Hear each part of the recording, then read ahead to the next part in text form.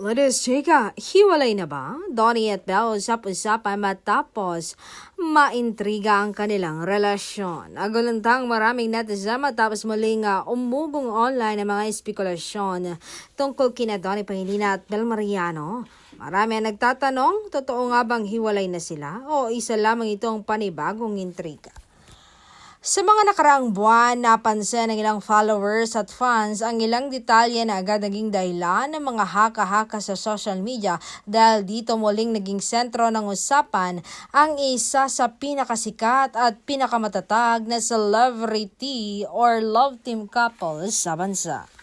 Gayunpaman, marami ang nagsasabing hindi dapat basta-basta paniwalaan ang mga kumakalat na chismis hanggat walang malinaw na kumpirmasyon mula mismo sa dalawa. Sa panahon ngayon, mabilis kumalat ang mga balita online at minsan ay nagiging sanhi ito ng maling interpretasyon ng mga netizens. Para sa kanilang mga tagahanga, inspirasyon pa rin ang naging samahan ni Donnie Pangilinan at Belle Mariano sa kabila ng iba't ibang pagsubok sa kanilang hinarap sa mga nakaraang taon. Kaya naman marami ang umaasang mananatiling matatag ang kanilang relasyon at malalampasan nila ang anumang intriga na ibinabato sa kanila.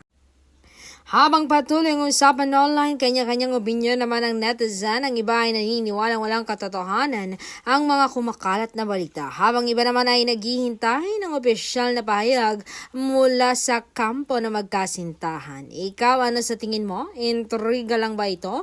O may katotohanan nga sa likod ng mga usap-usapan?